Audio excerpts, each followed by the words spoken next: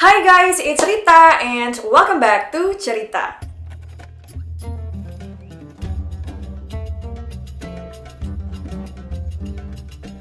Hey Storyta semuanya, aku pengen ngucapin selamat menunaikan atau menjalankan ibadah puasa di bulan Ramadan. Nah rasanya kayak udah lama banget ya aku nggak konten di Cerita, karena emang aku lagi aktif di sosial media yang lain, yaitu di TikTok dan juga di Instagram. Jadi kalau misalnya kalian kangen sama aku, kalian bisa lihat-lihat akun sosmed aku yang lain ya, yaitu di TikTok dan juga IG aku. Oke teman-teman semuanya, di Cerita kali ini aku pengen bahas tentang true crime. Ya, pokoknya true crime itu benar-benar kayak di luar nastar gitu.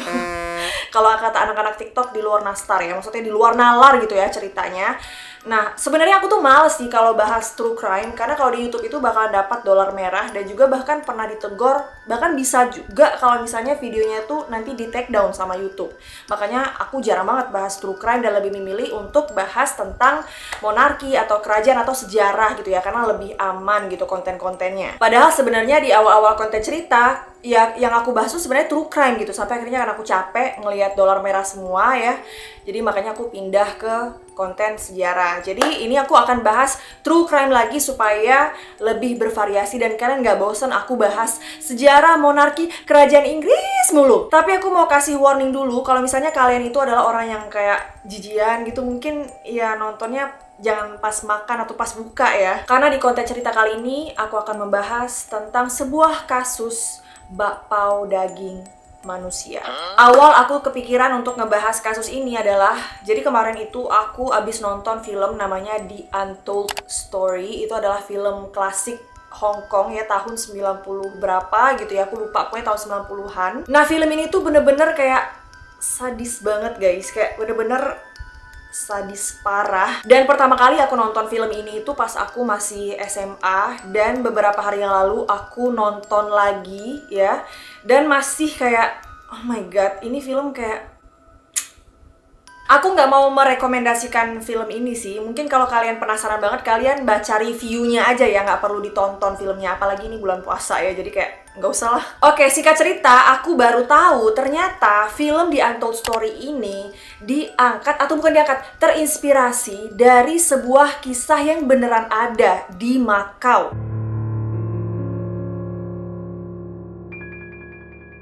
Jadi pada tahun 1985 di Makau ada sebuah restoran bernama Eight Immortals yang menjual bakpao daging, kayak daging babi, daging sapi. Nah, pemilik restoran ini adalah seorang pria yang bernama Zeng Lin, yang dulunya dia ini adalah seorang pedagang kaki lima, teman-teman. Namun sejak tahun 1960-an dia bersama keluarganya pun membangun bisnis restoran ini dan bisa dibilang cukup sukses. Namun sayangnya teman-teman, Zeng Lin dan juga istrinya, mereka ini itu adalah penjudi berat. Jadi ya mereka ini tipe pasangan yang nggak bisa kalau punya duit. Kalau ada duit tuh bawaannya pengen judi gitu loh. Apalagi Makau kan ya terkenal akan tempat judi gitu ya, karena di sana banyak kasino-kasino. Nah, pada suatu malam di tahun 1984, si Zeng Lin ini tuh pergi judi kan. Nah, dia ketemu nih sama seorang pria bernama Huang. Zeng Lin dan juga Huang ini mereka taruhan dengan nominal yang cukup besar ya. Yang akhirnya taruhan ini dimenangkan oleh Huang dan dia mendapatkan uang dengan nominal sebesar 180.000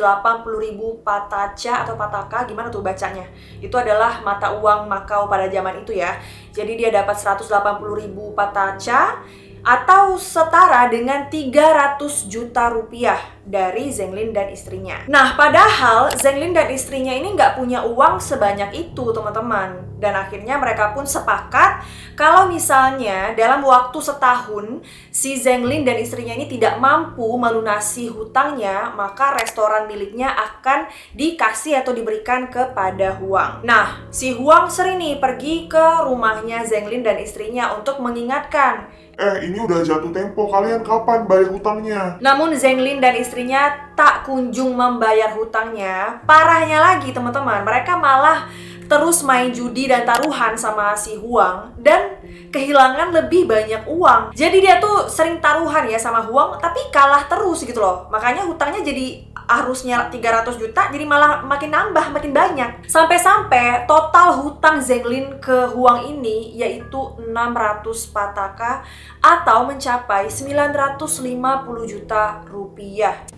Gila nggak tuh? Untuk zaman itu duitnya banyak banget coy. Kekesalan Huang ini memuncak pada tanggal 4 Agustus 1985. Kala itu Zhenglin, istrinya, dan juga 7 anak-anaknya lagi nutup restoran nih setelah seharian berdagang. Namun Huang yang marah langsung memasuki restoran itu dan memaksa Zhenglin untuk membayar 30.000 pataka saat itu juga. Padahal kan hutang mereka itu 600.000 pataka ya, tapi saat itu Huang cuma minta 30.000 pataka aja gitu loh. Tapi Zhenglin ini tetap nggak mau bayar, bahkan dia mengingkari janjinya karena kan dulu dia pernah bilang kalau dia nggak sanggup bayar ya udah restorannya itu jadi milik Huang. Dan itu juga tidak dia tepati, makanya Huang jadi semakin marah guys. Setelah mereka ini berdebat habis-habisan, si Zhenglin tetap mempertahankan restorannya dan nggak mau membayar hutangnya, dan Huang juga udah habis kesabarannya menunggu mereka bayar hutang.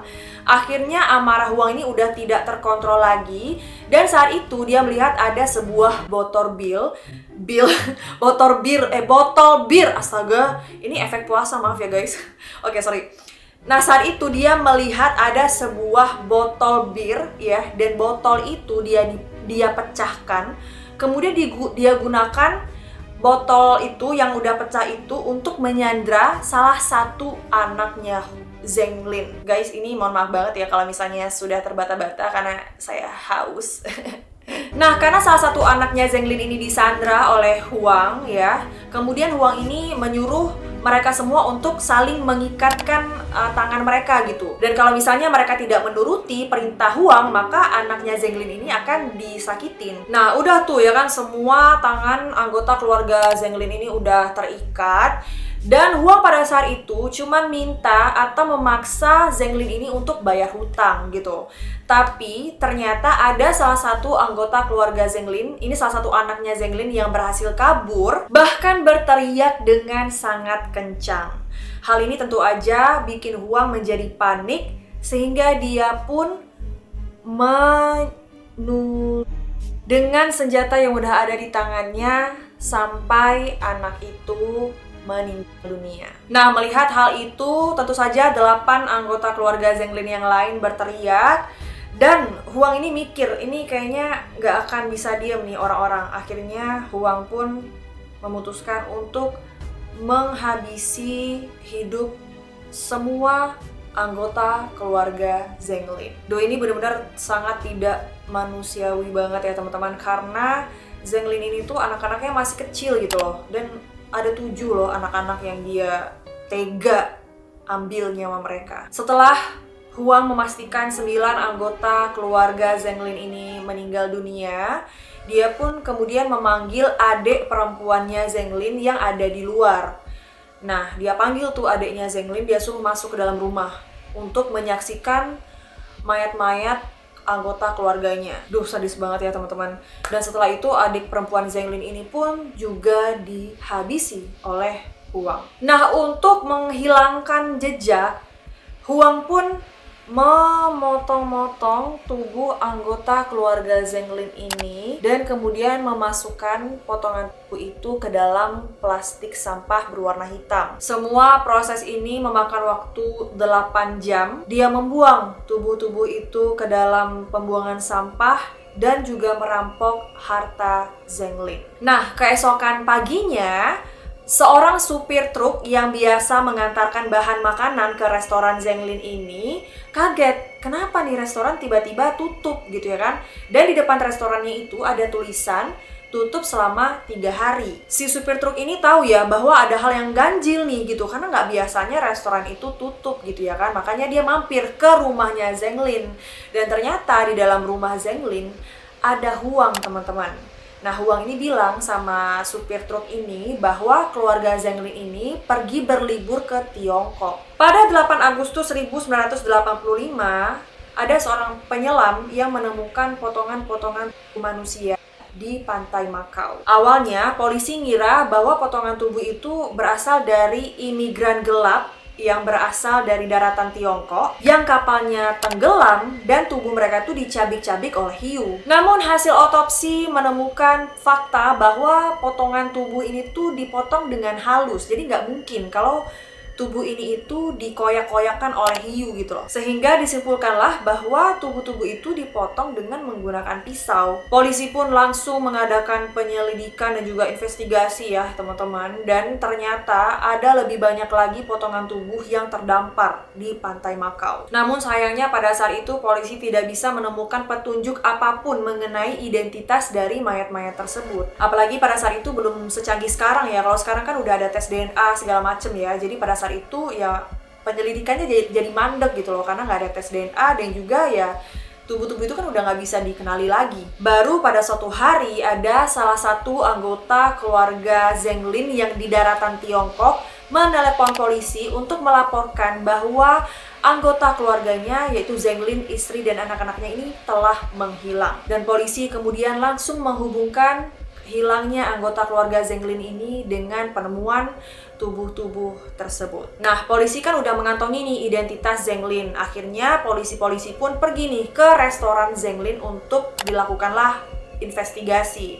Dan setibanya di restoran Zeng Lin ya yang bernama Eight Immortals, polisi ini mendapati bahwa Huang yang berjualan di restoran itu. Dan ternyata Huang ini dengan niat awalnya dia benar-benar merebut restorannya Zeng Lin dan juga berjualan di sana seolah-olah ya restoran itu punya dia. Dan polisi pun gak berkutik ya teman-teman, karena ternyata Huang juga punya sertifikat kepemilikan restoran yang ternyata udah direbut sama dia dari Zeng Lin. Namun lama-lama kejahatan Huang mulai terbongkar setelah polisi menggeledah rumah Huang. Dan polisi ini menemukan identitas anak-anak dari Zeng Lin yang dipegang sama Huang. Kayak nggak masuk akal gitu. Kenapa Huang bisa punya identitas atau kayak KTP dari anak-anak Zeng Lin gitu ya kan? Nah, begitu kejahatannya terkuak, Huang ini berusaha untuk kabur ke daratan Tiongkok, namun usahanya tersebut gagal. Dia pun tertangkap dan pada tanggal 2 Oktober 1986, Huang pun dijatuhi hukuman metong karena terbukti telah menghabisi keluarga tersebut. Namun, fakta di mana Huang menjalankan restoran milik Zeng Lin setelah kematiannya, timbullah sebuah urban legend di kalangan masyarakat pada saat itu. Urban legendnya yaitu dipercayai oleh masyarakat bahwa bakpao daging babi yang dijual oleh Huang itu sebenarnya mengandung daging dari korban-korbannya yang telah dia habisi. Walaupun sebenarnya ini tidak terbukti ya teman-teman, karena potongan-potongan tubuh yang ditemukan oleh polisi itu ya lengkap gitu loh. Tapi hal ini cukup membuat masyarakat, khususnya pelanggan restoran itu menjadi trauma. Ya pasti jadi muncul trust issue ya teman-teman ya. Kita datang ke restoran, tiba-tiba kita tahu nih si pemilik restoran ini tuh abis menghabisi orang, dipotong-potong ya kan badan mereka.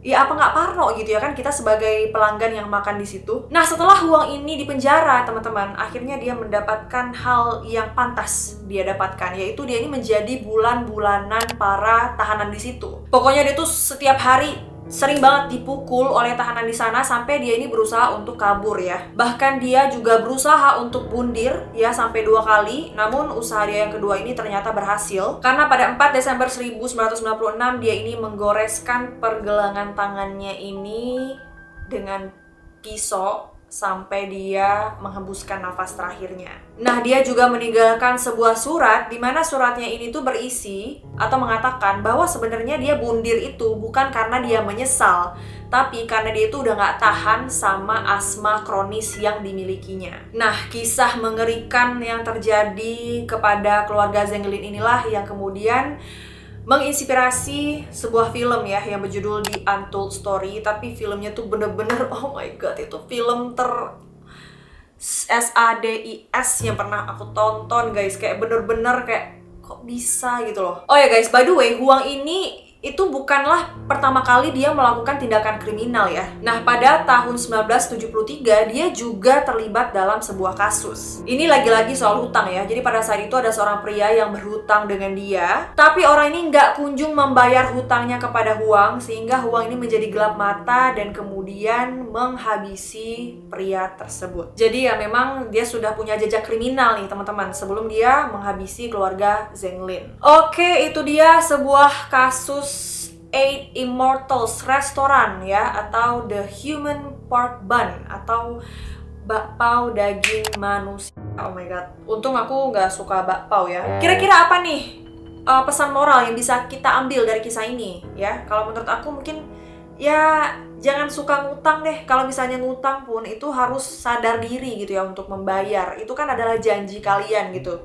ya. Apalagi kalau misalnya kalian tuh minjem uang atau ngutang sama teman kalian. Nah biasanya itu ujung-ujungnya bikin pertemanan jadi rusak. Kalau misalnya kalian memang pengen ngutang ya sadar diri ya kan. Jangan ditagih baru dibayar. Pokoknya ya tepatilah janji kalian gitu loh ya. Dan juga pesan moralnya lagi, jangan jadi orang yang emosian gitu ya. Walau bagaimanapun, walaupun si Zheng Lin ini salah ya tidak membayar hutangnya, tapi Huang juga lebih salah gitu karena telah menghabisi nyawa orang lain. Itu juga salahnya lebih besar lagi ya teman-teman, dosanya lebih besar lagi. Ya pokoknya itulah dia teman-teman kasus bakpao daging ini ya. Semoga kita semua dijauhkan dari segala mara bahaya. Terima kasih kalian udah nonton cerita ini sampai selesai. Tulis pendapat kalian di kolom komentar tentang kasus ini. Jangan lupa di like, subscribe, dan juga aktifkan notifikasinya. Saya Rita Nurmaliza pamit undur diri. Mohon maaf lahir dan batin, dan assalamualaikum warahmatullahi wabarakatuh.